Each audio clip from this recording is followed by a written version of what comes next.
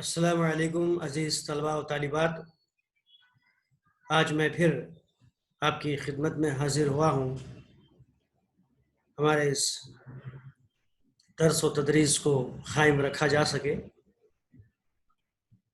نثری اصناف میں پچھلے سبق میں ہم نے داستان کے آغاز و ارتقاء سے متعلق پڑھا تھا۔ آج ہم انشاءاللہ ناول کی تعریف، اردو ناول کی تعریف، یا عمومی طور پہ ہم کہتے ہیں کہ ناول کی تعریف اور اردو میں ناول نگاری کا آغاز و ارتقاء، اس مضمون سے متعلق ہم پڑھیں گے۔ اب میں نے سمجھتا کہ میرا تعارف کرایا جائے، پھر بھی میں کرتا ہوں۔ Doctor Syed Saifullah, assistant professor of Urdu, government degree college Chanchalguda, Hyderabad. چلیے ہم پاور پوائنٹ پریزنٹیشن کے ذریعے اپنے سبق کا آغاز کرتے ہیں۔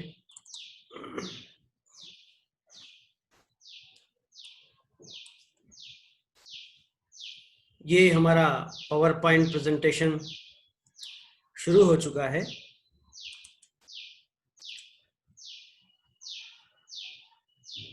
یہ میرا تعارف ہے، تحریری تعارف۔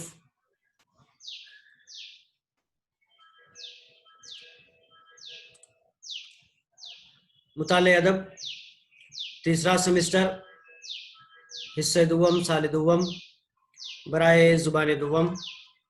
سبق کا موضوع ناول کی تعریف، آغاز و ارتقاء۔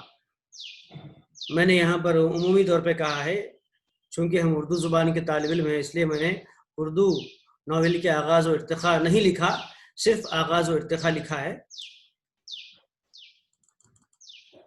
چلیے اب ہم دیکھتے ہیں ناول کی تعریف۔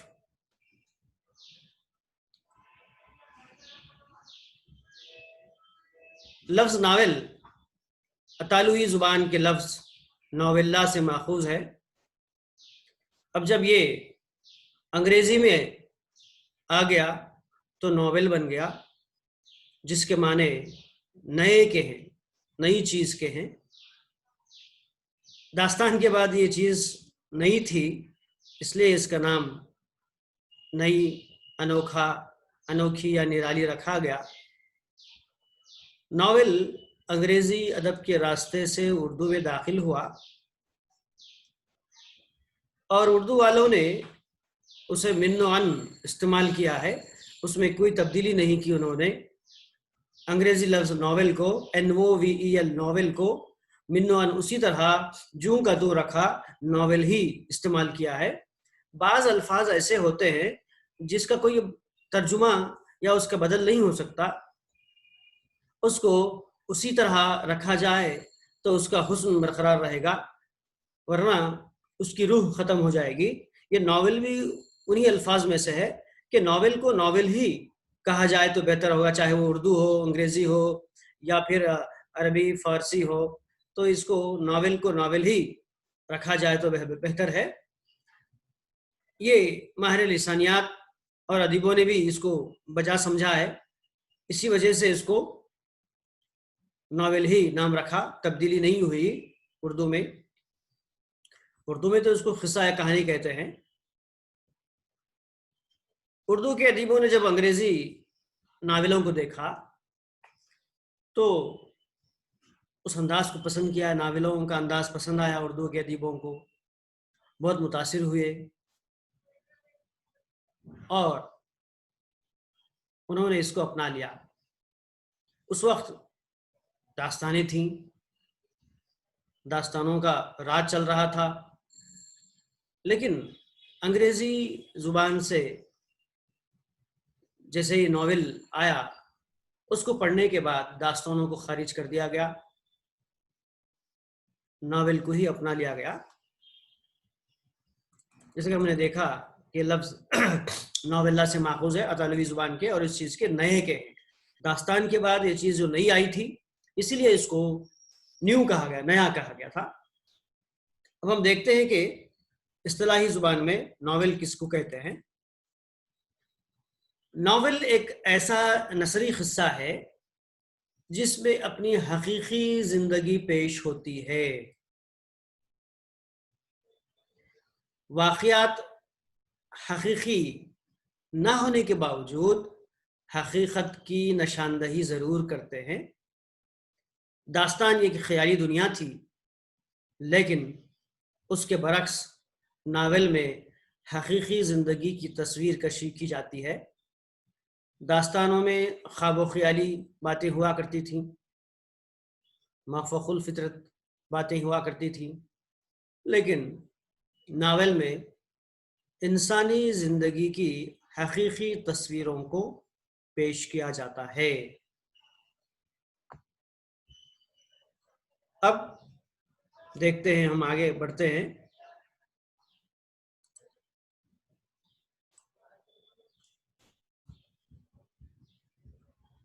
ناول میں ایسے قصے یا کہانی کو پیش کیا جاتا ہے جس میں زندگی کی سچی تصویریں دکھائی دیتی ہیں.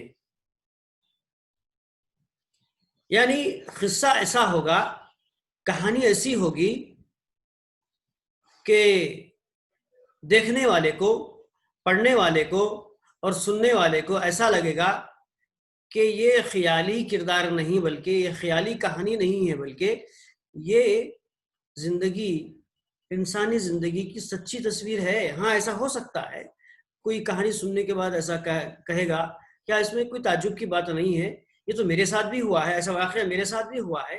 تو یہ سچی تصویریں اس میں دکھائی دیتی ہیں.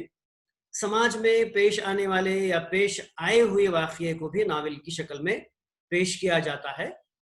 کہ بعض ناول ایسے بھی ہیں کہ حقیقی انسانوں کی زندگی کو پیش کیا. بعض مشہور واقعات ہوتے ہیں، بعض مشہور انسانوں کے قصے ہوتے ہیں.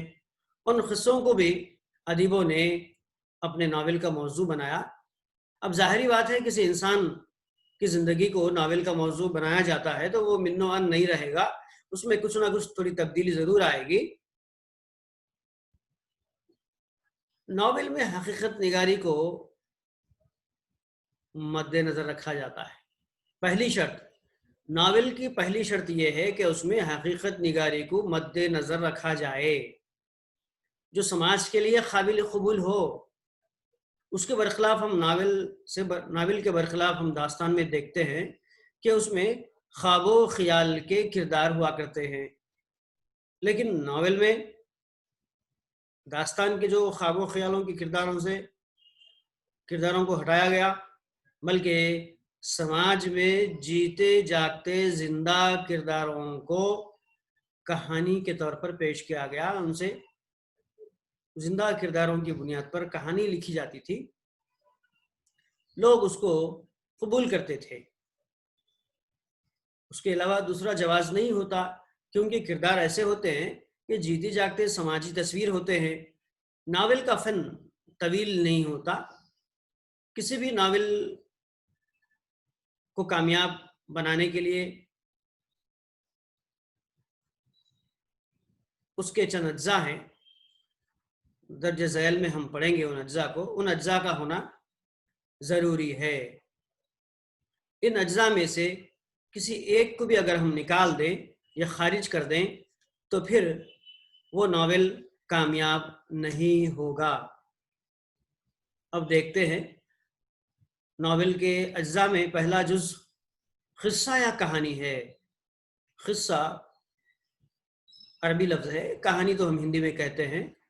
تو پہلا جز ہے، ناول کی بنیاد کسی نہ کسی واقعے یا قصے پر ہوتی ہے، جہاں سے کہانی کا آغاز ہوتا ہے اور واقعات آگے بڑھتے جاتے ہیں، اور کہانی بھی آگے بڑھتے ہوئے اپنے عروج کو پہنچ کر اختتام کو پہنچتی ہے. ایک بنیادی طور پر ایک ڈھانچہ ہونا چاہیے، ایک قصہ ہونا چاہیے، کہانی ہونی چاہیے. بغیر کہانی کے کوئی بھی واقعہ یا قصہ آگے نہیں بڑھ سکتا.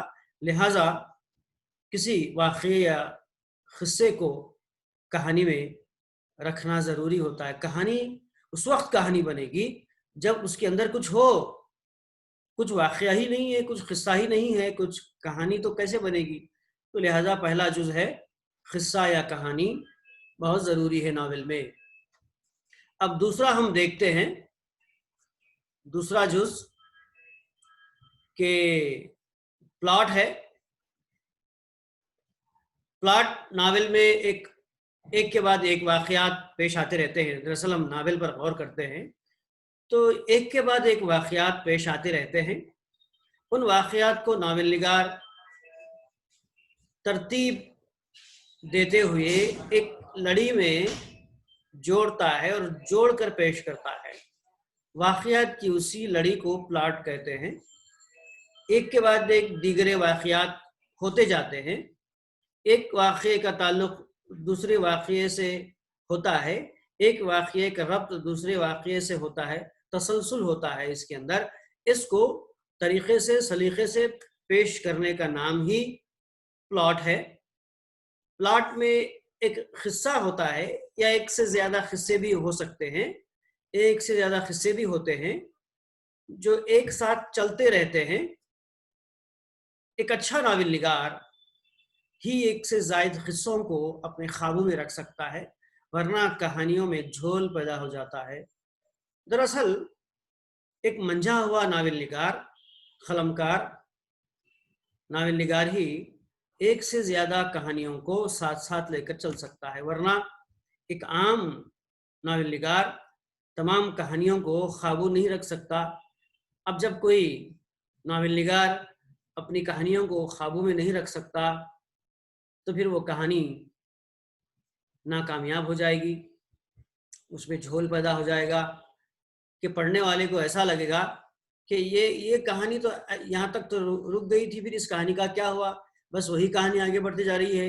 ان کرداروں کا کیا ہوا؟ ان کرداروں نے اس میں کچھ مداخلت نہیں کی، جبکہ اس واقعے کا تعلق ان کرداروں سے بھی ہے، لیکن یہاں پر یہ کردار خاموشی اختیار کیے ہوئے ہیں۔ تو بہت سے کہانیاں ایک قصے میں جب ہوں تو ناول نگار کو چاہیے کہ وہ ان پر قابو رکھے۔ اب آگے بڑھتے ہیں ہم۔ تیسرا جز جو ہے کردار نگاری۔ کردار نگاری ناول کا تیسرا اہم جز ہے۔ ناول میں مسلسل واقعات پیش آتے رہتے ہیں۔ یہ واقعات کرداروں یعنی افراد کے ذریعے ہی پیش آتے ہیں۔ ان افراد کو ہی کردار کہتے ہیں۔ لوگوں کے ذریعے واقعات آگے بڑھتے رہتے ہیں۔ لوگوں کو ہی ہم یہاں پر کردار کہتے ہیں کہ کون سا شخص کون سا کردار نبھائے گا۔ یہ ضروری ہے کس کو کون سا کردار دیا جائے اور اس سے کیا کہلوایا جائے، یہ بہت اہم ہوتا ہے۔ اور کون سے کردار سے کس طرح کے مکالمے ادا کیے جائیں، یہ بہت ضروری ہے۔ کردار نگاری ناول کا بہت اہم ہی جز ہے۔ کرداروں کی پیشکش کو ہی کردار نگاری، جیسا کہ ہم نے دیکھا کہ افراد ہی کردار ہیں اور کرداروں کی پیشکش کو ہی کردار نگاری کہا جاتا ہے۔ کرداروں کا تعلق کہانی کے مطابق حقیقی زندگی سے ہونا چاہیے۔ جیسے داستان میں اس کا کوئی تعلق نہیں ہوتا، کردار کیسے بھی ہو سکتے ہیں، اس سے کچھ بھی کہلوایا جا سکتا ہے، لیکن جب ناول میں کردار ہوتے ہیں تو کردار کا تعلق انسانی زندگی سے ہے، اور کہانی میں اس کا جو رول ہوتا ہے اس کے مطابق ہی حقیقی زندگی سے اس کا تعلق جو ہے حقیقی زندگی سے ہونا چاہیے، ورنہ پھر وہ کردار ناکام ہو جائے گا۔ مثلا ایک کردار ایسا ہے جو دوسری دنیا سے آیا ہے، بس فلموں میں ہم دیکھتے ہیں ایلین کا کردار ہے۔ اب ایلین کا چلن تو سماج میں ہے ہی نہیں، اس کو محض ایک سائنس فکشن کہہ سکتے ہیں۔ اب یہاں پر چل پھر تو نہیں سکتا وہ ایلین آ کر۔ اب اگر کسی ناول میں ایلین کو پیش کر دیا گیا تو وہ ناول انسانی زندگی سے حقیقت سے دور ہو جائے گا. یا پھر ایک اور مثال میں دوں کہ ناول کا اگر ہیرو ہے تو اس کو زندگی میں جس طرح واقعات پیش آتے ہیں ان تمام واقعات سے اس کو دوچار ہونا پڑے گا. خوشی بھی ہوگی اور غم بھی ہوگی، مصیبتوں کا بھی سامنا کرنا پڑے گا اور خوشی کا بھی اس کو سامنا کرنا پڑے گا. ہمیشہ اس کو کامیابی نہیں ہوتی، جیسا کہ حقیقی زندگی میں انسان خوشیاں کو حاصل کرتا ہے تو پھر اس کو اپنی زندگی میں مصیبتوں کا بھی سامنا کرنا پڑتا ہے. اس کے بجائے اگر سپر ہیرو کے طور پر ناول میں پیش کر دیا گیا تو پھر وہ داستان کا ہیرو ہو جائے گا. تو کرداروں کا تعلق حقیقی زندگی سے ہونا چاہیے. کرداروں میں حقیقت کی عکاسی جتنی زیادہ ہوگی ناول اتنا ہی کامیاب رہے گا. جو واقعات، جو کہانی ہم پیش کر رہے ہیں وہ ہمارے سماج سے ہونا چاہیے، نہ کہ کسی اور پلانٹ سے ہو. ایسا نہیں ہو سکتا، وہ کامیاب نہیں ہو سکتا وہ ناول. اب چلیے ہم دیکھتے ہیں کہ چوتھا جز ناول کا مکالمہ نگاری، انگلش میں ہم اس کو کہتے ہیں ڈائلاگس، اردو میں مکالمہ نگاری. یہ ناول کا چوتھا اہم جز ہے. کرداروں کی مکالمہ نگاری، کردار جو کہتے ہیں، جو بات چیت کرتے ہیں، اسی کو مکالمہ نگاری کہتے ہیں. جو انسان ان کی جو گفتگو لکھتا ہے وہی مکالمہ نگاری ہے. کردار آپس میں جو گفتگو یا بات چیت کرتے ہیں وہی مکالمہ نگاری ہے. بس اس کے علاوہ کچھ ہے ہی نہیں مکالمہ نگاری. واقعات میں جو کردار آپس میں گفتگو کرتے ہیں، آپس میں بات چیت کرتے ہیں، تو اسی کو ہم کہیں گے مکالمہ نگاری، مکالمہ کہتے ہیں. ناول نگار کرداروں کے لیے جو مکالمے لکھتا ہے وہ مکالمہ نگاری کہلاتی ہے. مکالموں کے ذریعے ہی کردار اپنی شناخت اور ان کی پہچان ہوتی ہے. مکالموں کے ذریعے ہی کردار پہچانے جاتے ہیں. اب کوئی کردار کچھ گندی باتیں کرتا ہے، کچھ بری باتیں کرتا ہے، کسی کو گالی گلوچ کرتا ہے، تو اس کی بات چیت سے، اس کے مکالموں سے ہم کو اندازہ ہوتا ہے کہ یہ بد کردار ہے، یہ شر کا کردار ہے. اگر کوئی اچھی بات کرتا ہے تو ہم اس کے مکالموں سے پہچان لیں گے کہ یہ اچھا کردار ہے، یہ اچھے اخلاق والا انسان ہے. وہ بد اخلاق والا انسان ہے جو برے کلمات کہتا ہے، جو برے مکالمے کہتا ہے، تو اس سے ہم کو اندازہ ہوتا ہے، اس کی نشاندہی ہوتی ہے. کردار اپنی شناخت اپنے مکالموں کے ذریعے دیتے ہیں. ان کے مکالموں کے ذریعے ہی ان کی پہچان ہوتی ہے. اچھے برے کردار کی نشاندہی ان کرداروں کے مکالموں سے ہی ہوتی ہے. جیسے کہ میں نے کہا کہ اگر اس نے کچھ اچھی گفتگو کی تو بات سمجھ میں آتی ہے کہ اچھا کردار ہے، یہ اچھا انسان ہے. اگر کوئی بری گفتگو کرتا ہے تو اس سے ہم کو یہ سب بات سمجھ میں آتی ہے کہ یہ برا انسان ہے. اور پانچویں جز کی طرف ہم چلتے ہیں، منظر کشی. ناول کا پانچواں اہم جز منظر کشی ہے. ناول نگار اگر کسی مقام یا واقعے کا ذکر کر رہا ہو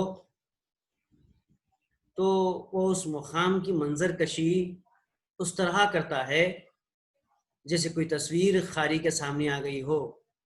اور اگر کوئی ناول نگار ایسی تصویر کشی نہیں کرتا تو وہ پھر وہ کامیاب ناول نگار نہیں کہلا سکتا، یا اس کا ناول بھی کامیاب نہیں ہو سکتا. کوئی منظر اگر سامنے بیان کیا جا رہا ہو تو ادیب کے سامنے تو صرف قلم ہوگا اور خرطاس ہوگا، پیپر، تو اس پر اپنے تخیل کے ذریعے قلم کا سہارا لیتے ہوئے ایک تصویر ابھارتا ہے. کیمرہ تو اس کے سامنے نہیں ہوتا. آج کل کیمرہ عام ہے موبائل فون میں، کھڑے ہوئے اور ہم سیلفی لے لی، یا پھر جو واقعہ سامنے پیش آ رہا ہے اس کی تصویر لے لی. ایسا نہیں ہو سکتا. ایک ناول نگار کے لیے بہت مشکل مرحلہ ہوتا ہے کہ اس کی منظر کشی کا مرحلہ بہت مشکل مرحلہ ہوتا ہے. اس کو کامیاب منظر کشی کے لیے الفاظ کا تعین بہت اہم ہوتا ہے. سوچ سمجھ کر الفاظ کا تعین کرنا ہوتا ہے. الفاظ کا جو چناؤ ہوتا ہے، انتخاب جو الفاظ کا ہے، ان الفاظ کے ذریعے وہ منظر کشی کو ابھارے گا. اور الفاظ کا انتخاب اگر صحیح نہ ہو، مناسب نہ ہو، تو وہ منظر ایک کا ایک ہو جائے گا. صحیح منظر کشی کے لیے الفاظ کا بھی انتخاب صحیح ہونا چاہیے، کیونکہ بیچارے ناول نگار کے پاس کیمرہ نہیں ہے، قلم ہے، اس کا تخیل ہے اور اس کے الفاظ ہیں. الفاظ کے ذریعے جو وہ تصویر کشی کرتا ہے، جو منظر نگاری پیش کرتا ہے، وہ بہت قابل داد ہے. یہی وجہ ہے کہ کسی بھی کامیاب ناول کے پیچھے اس میں اس کی منظر نگاری بھی شامل رہتی ہے. چلیے اب ہم آگے بڑھتے ہیں. 6واں جز اجزاء میں ہم دیکھتے ہیں 6واں جز ہے نقطۂ نظر. اب کوئی انسان کوئی کہانی پیش کرتا ہے تو کہانی پیش کرنے سے پہلے اس کے دماغ میں ایک پیغام ہوگا، ایک نقطۂ نظر ہوگا. اس نقطۂ نظر کو لے کے وہ آگے بڑھتا ہے. دنیا میں ہم دیکھتے ہیں کہ ہر انسان کا زندگی سے متعلق اپنا ایک نقطۂ نظر ہوتا ہے.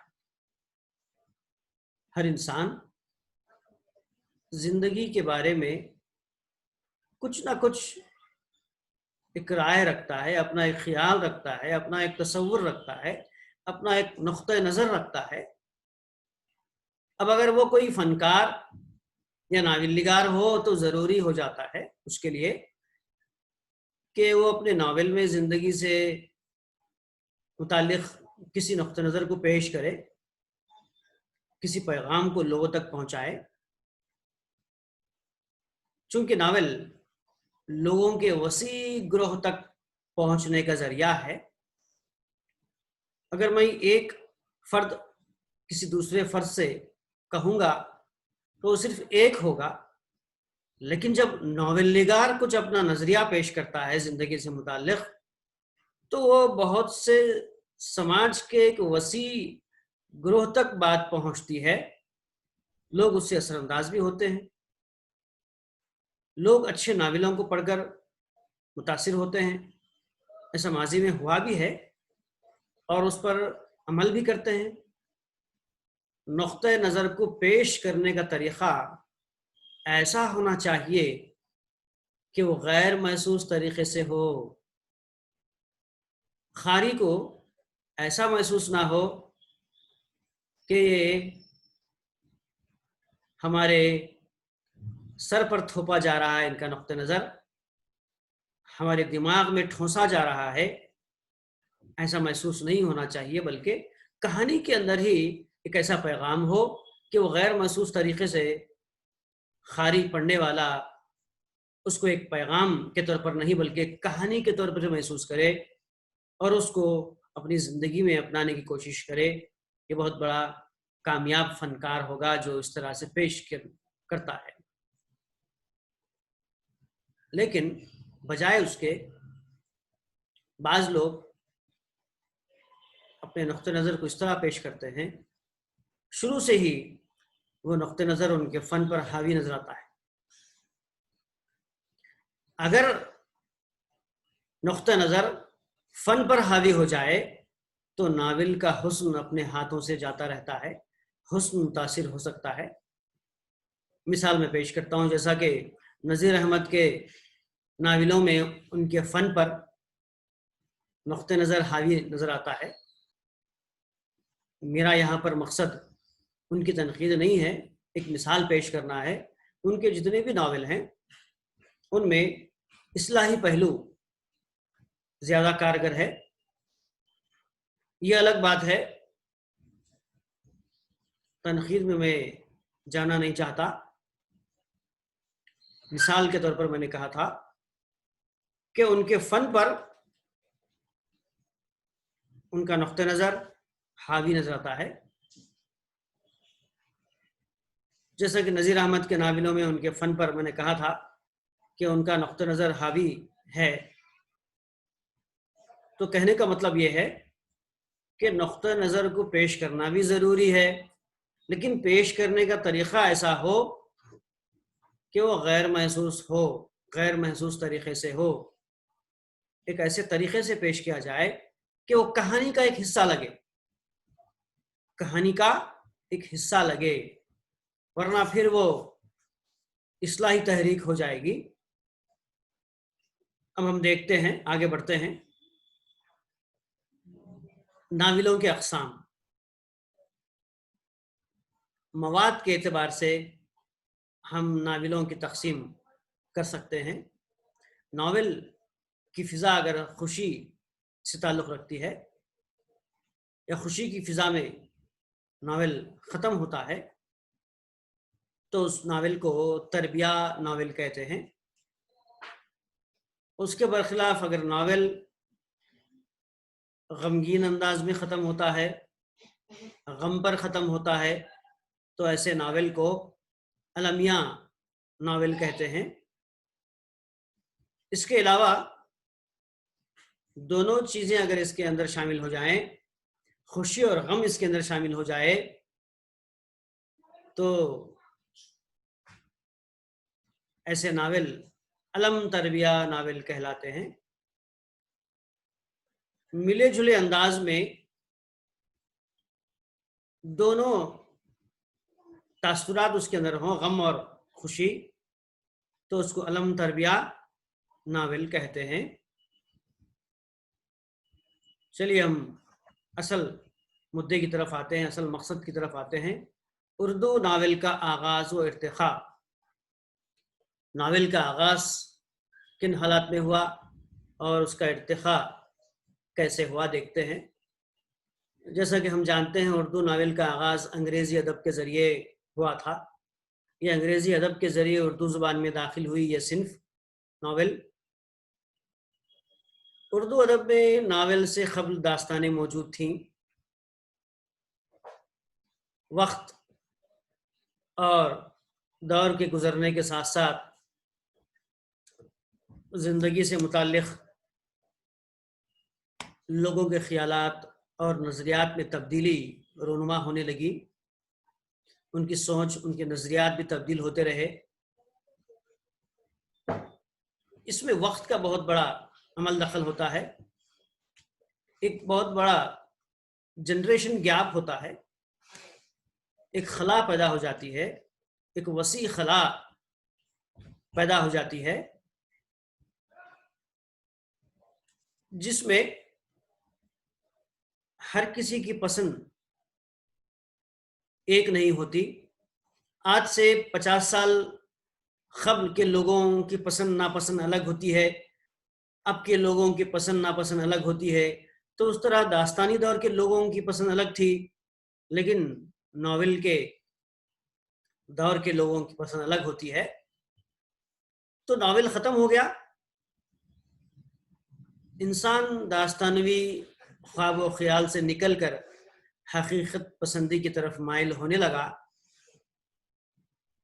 تو ناول نے انسانی خیالات و نظریات کو سہارا دیا۔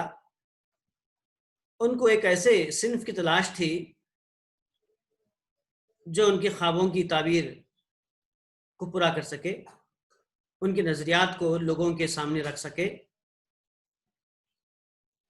لہذا ناول کے ذریعے انسان اپنے احساسات و جذبات کو لوگوں کے سامنے لانے میں کامیاب ہوا۔ وہ ہم دیکھتے ہیں کہ پہلا ناول نگار کون سا ہے اور پہلا ناول اردو کا کون سا ہے۔ ڈپٹی نذیر احمد کے ناول مرات العروس کو اردو کا پہلا ناول قرار دیا گیا۔ اس پر تنقیدیں بھی ہوئی، اختلافات رائے بھی ہے، پھر بھی اتفاق رائے یہ ہے کہ ڈپٹی نذیر احمد کا ناول مرات العروس ہی اردو کا پہلا ناول ہے۔ چونکہ یہ اردو کا پہلا ناول تھا، اس میں ہم ناول کے اجزاء ترکیبی کو ڈھونڈ نہیں سکتے، وہ اس لیے کہ ان کے سامنے کوئی نمونہ نہیں تھا، انہوں نے ہی اس کی شروعات کی تھی انگریزی ادب کو دیکھ کر۔ تو یہ ابتدائی دور کا اولین نمونہ ہے، تو اولین نمونوں میں ہم تکمیلیت کو پا نہیں سکتے، تکمیلیت کو ڈھونڈ نہیں سکتے۔ جب کوئی صنف اپنے ارتقائی مدارج میں ہو تو الگ بات ہے، لیکن یہ شروعاتی دور میں تھی تو اس میں ہم تنقید نہیں کر سکتے، اس کو من و ان لینا چاہیے۔ آگے آنے والے قلمکار اس میں ارتقائی مدارج طے کرتے ہوئے اس میں مزید تبدیلیاں لائیں گے اور وہ کامیاب مکمل ناول کہلایا جا سکتا ہے۔ خیر، ڈپٹی نذیر احمد اولین ناول نگار ہیں اور ان کا پہلا ناول مرات العروس اردو کا پہلا ناول ہے قرار دیا گیا۔ تو اس طرح اردو کے اولین ناول نگار کی حیثیت سے ڈپٹی نذیر احمد نے شہرت پائی۔ اردو کے یہ ایسا نہیں ہوا، بلکہ اردو کے تمام نقادوں نے اس بات کو تسلیم کیا ہے کہ ڈپٹی نذیر احمد اردو کے اولین ناول نگار ہیں۔ یہ مرات العروس 1869 عیسوی میں لکھا گیا تھا۔ اس کے بعد انہوں نے بنات الناش، ابن الوقت، توبۃ النصوح، آیامہ وغیرہ ناول تحریر کیے تھے۔ یہ ان کے تمام ناول سماجی اصلاح کے طور پر انہوں نے لکھے تھے۔ اب آئیے ہم آگے دیکھتے ہیں پنڈت رتن ناتھ سرشار۔ رتن ناتھ سرشار ڈپٹی نذیر احمد کے بعد پنڈت رتن ناتھ سرشار کے ناول فسانہ آزاد کو اردو کے دوسرے اہم ناول کی حیثیت سے شہرت حاصل ہوئی۔ یہ اردو کا دوسرا اہم ناول قرار دیا گیا فسانہ آزاد۔ اس کے علاوہ بھی سرشار نے بچھڑی دلہن، خدائی فوجدار وغیرہ ناولوں کو تحریر کیا، لیکن ان ناولوں کو وہ شہرت حاصل نہیں ہوئی جو شہرت فسانہ آزاد کو حاصل ہوئی تھی۔ اس کے بعد عبدالحلیم شرر پنڈت رتن ناتھ سرشار کے بعد ناول نگاری میں عبدالحلیم شرر کا نام پیش نظر آتا ہے۔ انہوں نے اردو میں تاریخی ناول نگاری کی داغ بیل ڈالی، بنیاد ڈالی۔ یوں تو شرر نے بہت سے ناول تحریر کیے، لیکن ہم یہاں پر صرف ان کے مشہور ناولوں کے نام میں گنواؤں گا۔ اس میں سب سے پہلا ایک شاہکار ناول ان کا ہے فردوس بری،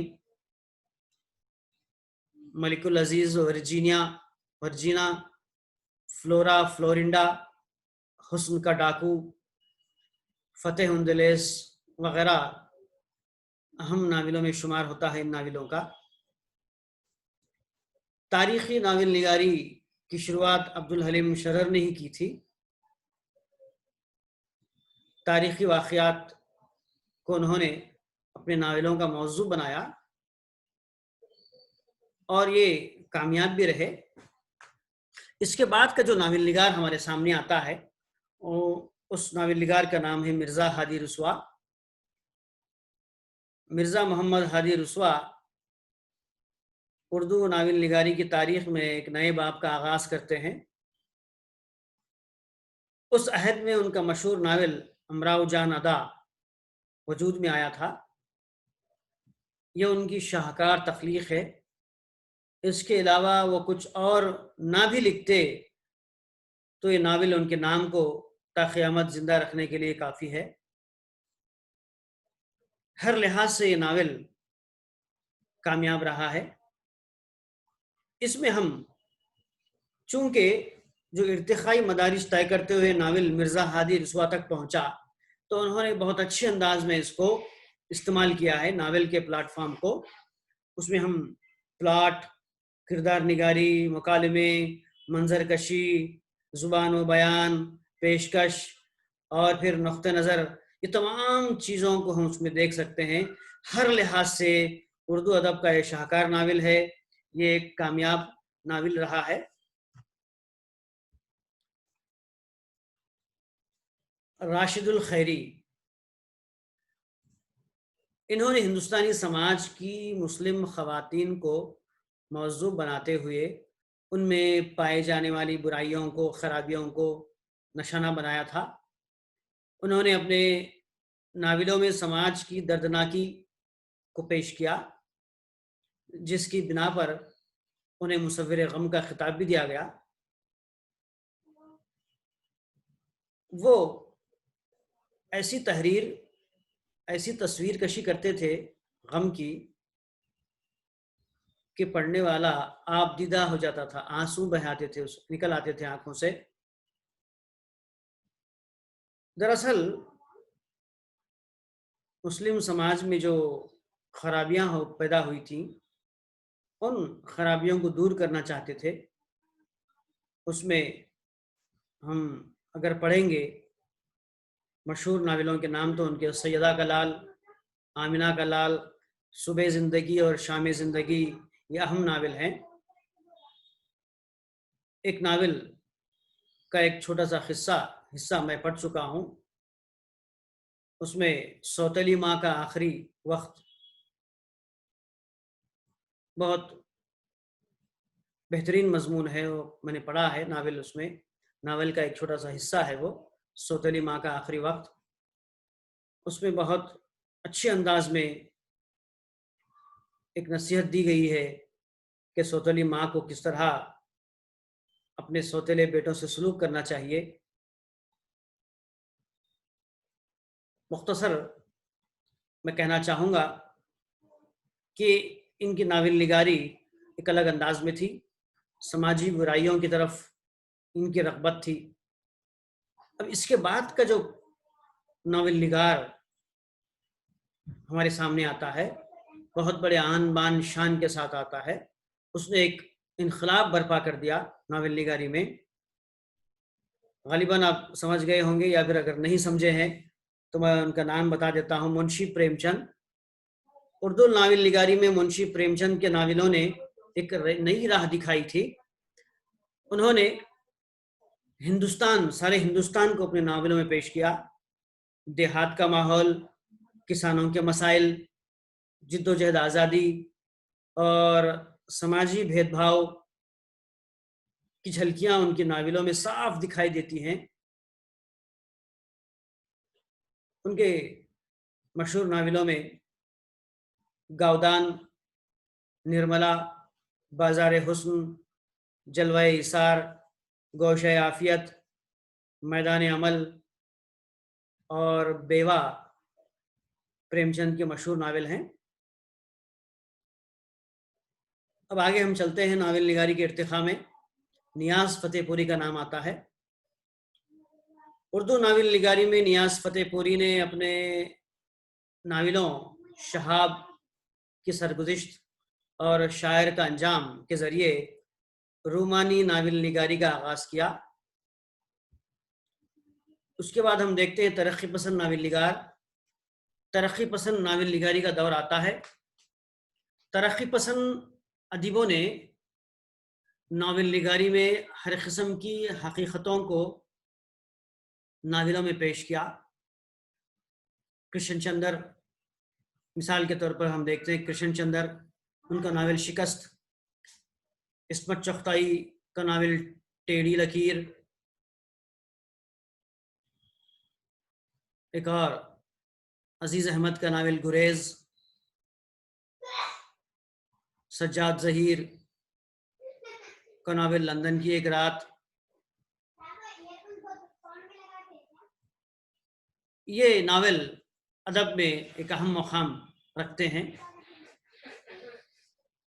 इसके बाद खुर्रतुल ऐन हैदर के नावल आग का दरिया और मेरे भी सनम खाने अहमियत के हामिल हैं। उसके बाद हम देखते हैं कि मिज़ाहिया नावल निगारी की बुनियाद रखने वालों में शौकत थानवी और अजीम बेग चुगताई के नाम मशहूर हैं।